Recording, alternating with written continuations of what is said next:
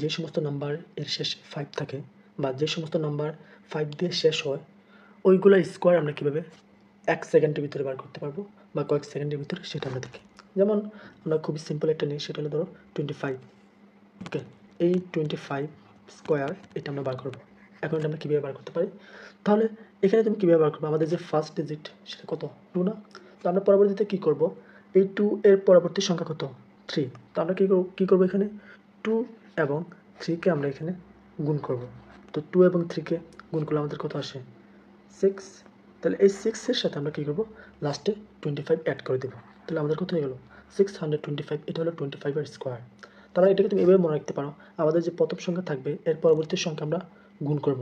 ওই গুণফলের সাথে লাস্টে আমরা 25 অ্যাড করে দেবো। তাহলে আমরা এভাবে যতগুলা সংখ্যার শেষে 5 থাকবে ওই সমস্ত সংখ্যার স্কোয়ার এভাবে ইজিলি বার করতে পারবো।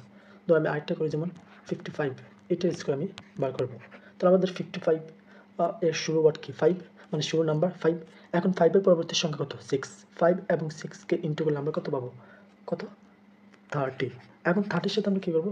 লাস্টে 25 অ্যাড করে দেবো। তাহলে এটা আমরা পেয়ে গেলাম আমরা আমাদের যে 55 এর স্কোয়ারের রেজাল্ট। এইভাবে আমরা যে সমস্ত নাম্বারের শেষে 5 থাকবে এগুলো আমরা স্কোয়ার এভাবে বার করতে পারবো।